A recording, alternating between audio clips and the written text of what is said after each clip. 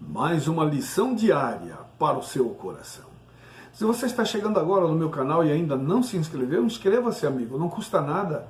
É só você apertar o botãozinho vermelho aqui embaixo e acione o sininho das notificações. Quando acionar, clique em todas e, por favor, dê o like fortalece muito o nosso canal. É muito bom estar falando com você novamente, amigo ouvinte da Rádio Web Gospel Milênio de Imperatriz de Maranhão, e com você, amigo internauta. O tema de hoje é a combinação divino-humana. Na realidade, talvez você possa perguntar, qual foi a sua maior conquista?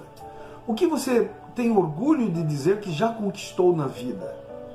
Na realidade, a gente precisa ter uma autocrítica de quem somos, onde estamos, para onde queremos ir, e também de onde viemos, não é? Em Colossenses capítulo 1, versículo 28 e 29, Paulo tenha dito que Deus atuava nele de forma que mostrou o esforço humano estava incluso.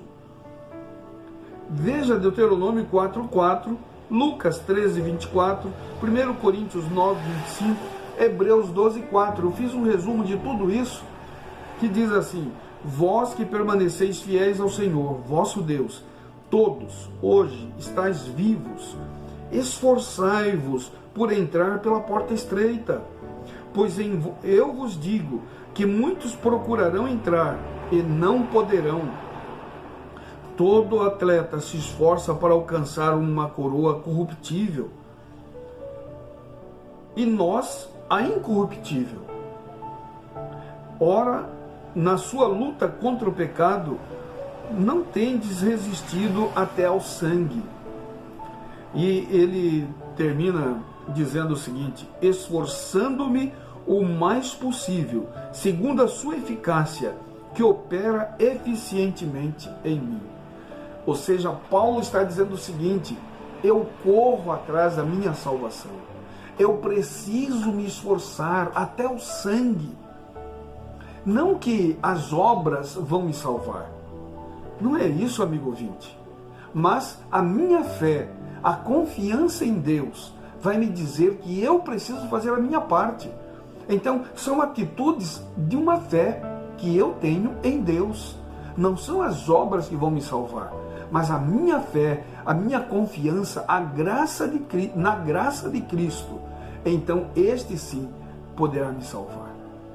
Mas para isso também eu preciso querer estar diante deste Deus. E estar diante deste Deus é de que forma? Eu vou mostrar para vocês agora, através do estudo da palavra de Deus, da Bíblia. Nós não temos outra saída, amigos. E além de estudar a Bíblia, colocá-la em prática em nossa vida. Aí entra o esforço humano, unido ao poder divino. Porque eu quero, eu desejo, eu anseio ser salvo por Cristo.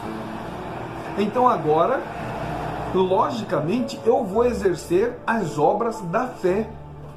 Não são obras da carne. Obras da carne é quando eu dou 1 quilo de alimento, ou uma roupa, uma muda de roupa, e saio dizendo por aí: eu sou bom, eu sou bonzinho, então Deus, por favor, eu tenho direito à minha salvação. Errado. Não é assim que funciona, amigos. Pelo menos as Escrituras Sagradas nos orientam de forma diferente. Este Deus está dizendo para mim e para você: eu amo você, mas você precisa me querer. Eu preciso estar ligado na árvore ou no tronco, que é Cristo Jesus. São João 14, São João 15, em especial São João 15, você vai ler tudo isso. Eu preciso estar ligado na videira. Eu sou o ramo, mas para que eu tenha vida, eu tenho que estar ligado nele. E como é que eu vou ter vida? Escolhendo as coisas de Deus para a minha vida. Esses versos trazem uma palavra interessante: empenhar-se, que significa trabalhar até a exaustão. Então, quando eu estou me empenhando pela minha salvação, eu estou trabalhando pela minha salvação até a exaustão. De que forma? Se eu tenho hábitos e costumes ruins, então agora, se necessário, eu vou jejuar. para que Deus mude meus hábitos, meus costumes, minha forma de falar? Isto é difícil, amigos. É muito complicado. Paulo diz que ele realizou o seu ministério com grande esforço pessoal. Não porque ele era bom, ao contrário, porque ele era ruim, porque ele era mau, é que ele buscava a Deus. Porque desde quando ele perseguia os cristãos, quando ainda não tinha conhecido a Cristo, ele o fazia por amor a Deus. Ele achava que estava certo. Mas depois que ele conheceu a Jesus, ele reconheceu que estava errado. E agora ele queria fazer o dobro do que ele tinha feito anteriormente. Esforçando-se. Ou seja, trabalhando com ele mesmo até a exaustão. É isso que eu e você precisamos fazer. Sabem, muitos evangelistas pregam dizendo o seguinte: basta crer no Espírito Santo e você estará salvo. Não é isso, amigo. Você precisa querer, você precisa buscar, você precisa desejar ter este Deus em seu coração, em sua vida. E nessa teoria entre Agostinho e Pelágio, que nós estamos falando, veja, é que o que Agostinho propôs foi que o pecado é mais do que um ato ou erro individual. Ele é uma condição de existência humana, separada e contrária a Deus. O pecado original compreendia culpa e propensão para o mal. Após a queda, todos os humanos se tornaram pecadores, opinava Agostinho, porque nascemos com a culpa de Adão e com a natureza pecaminosa que escraviza nossa vontade e nossa vida.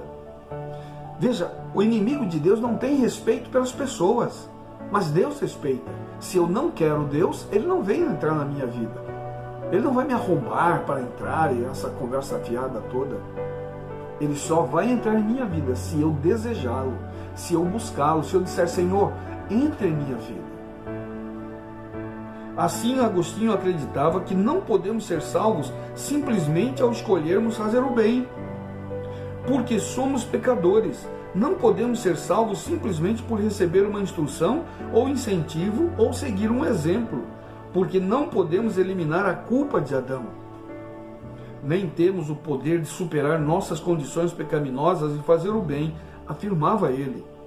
Em sua opinião, a única maneira de ser salvo é morrer para a natureza pecaminosa e ressuscitar para outra natureza, se isso for possível. Mas, de acordo com Agostinho, não podemos fazer nem mesmo isso por nós mesmos. A única maneira de ser salvo é pela graça de Deus. Em sua graça, explicou Agostinho, Deus exerce sua vontade soberana e decide nos salvar por si mesmo. Ele remove a culpa de Adão e a nossa por meio de sua graça e do sacramento do batismo. Subjuga nossa natureza pecaminosa por meio da habitação do Espírito Santo, que regenera em nós uma nova natureza espiritual e nos dá o poder de viver uma vida justa. Por essa razão, Agostinho introduziu o conceito de predestinação divina, porque somos escravizados pelo pecado após a queda. Não podemos nos arrepender por nós mesmos. Assim, Deus predestina alguns de nós para a salvação e o restante para a perdição. Mas não é assim. Deus não nos predestina para a perdição. Todos somos predestinados à salvação. Todos. O detalhe é que as pessoas recusam a salvação. Se você recusa a salvação, logicamente você estará perdido. Mas se você aceita a salvação, acredite, Jesus estará em você. Ele assumirá os meus e os seus pecados, e nós seremos salvos por Ele, pela graça de Cristo. A atuação do Espírito Santo de Deus não afasta de nós a necessidade de exercitar nossas faculdades e talentos, mas nos ensina a empregar toda a capacidade para a glória de Deus. As faculdades humanas, quando sob a orientação especial da graça divina, são suscetíveis, de serem empregadas para os melhores desígnios da terra. A ignorância não aumenta a humildade nem a espiritualidade de qualquer seguidor de Cristo. As verdades da divina palavra podem ser mais bem apreciadas pelo cristão intelectual. Cristo pode ser glorificado melhor por aqueles que o servem com inteligência. O grande objetivo da educação é habilitar-nos a empregar de tal maneira o poder que Deus nos deu, que representemos a religião da Bíblia e promovamos a glória do Senhor. Somos devedores àquele que nos deu a existência quanto aos talentos que nos foram confiados. E é um dever que temos para com o nosso Criador cultivar e desenvolver esses talentos. A educação disciplinará a mente, desenvolverá suas faculdades e as dirigirá com entendimento para que sejamos úteis em promover a glória de Cristo e a glória de Deus. Você encontra isso no livro Conselhos aos Pais, Professores e Estudantes, na páginas 361 e 362. Vi anjos maus lutando pelas pessoas e anjos de Deus que se opunham a eles. O conflito era árduo. Anjos maus ajuntavam-se ao redor deles, contaminando a atmosfera com sua envenenadora influência e entorpecendo-lhes os sentidos. Santos anjos vigiavam ansiosamente essas pessoas e estavam à espera para afastar o exército de Satanás. Porém, a obra dos anjos bons não é dominar a mente contra a vontade de indivíduos. Se eles se submeterem ao inimigo e não se esforçarem para resistir-lhes, então os anjos de Deus pouco mais podem fazer do que refrear o exército de Satanás, para que não destrua até ser concedida maior luz aos que estão em perigo, a fim de levá-los a despertar e olhar para o céu em busca de auxílio. Jesus não enviará os santos anjos para livrar os que não fazem esforço para ajudar a si mesmos. Isto é grave, queridos.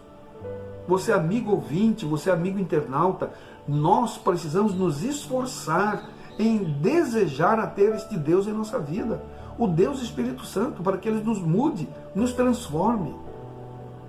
Se Satanás vir que estamos em perigo de perder uma pessoa, ele se empenhará o máximo possível para conservá-la perdida.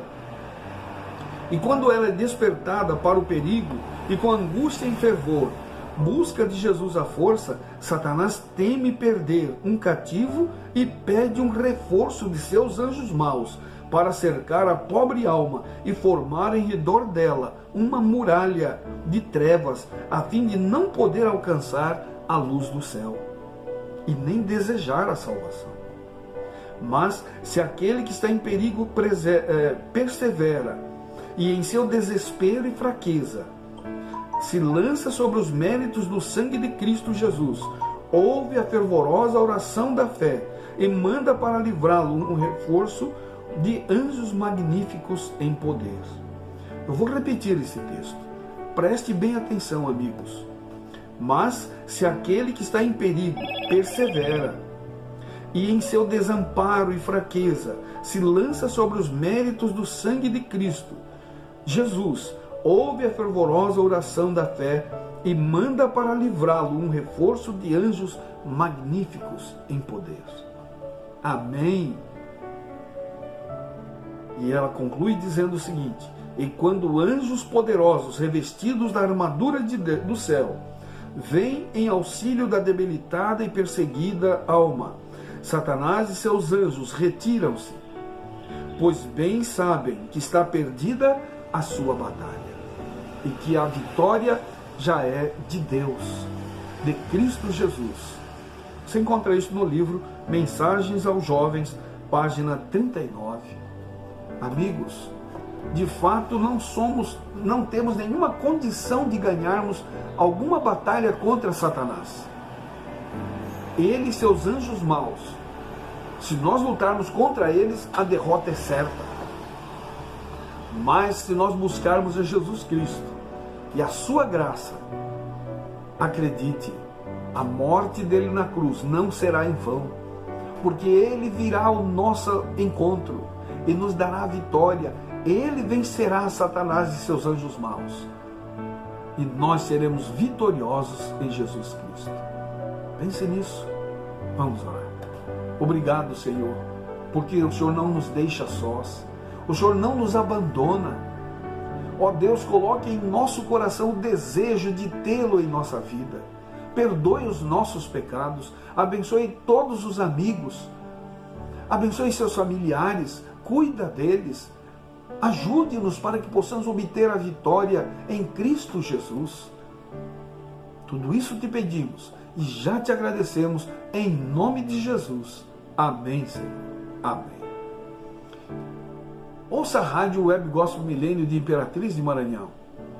O link está aqui na descrição, é só clicar, você ouvirá em qualquer lugar do Brasil e do mundo, é pela internet, você vai ouvir o nosso amigo e locutor Elmo Silva.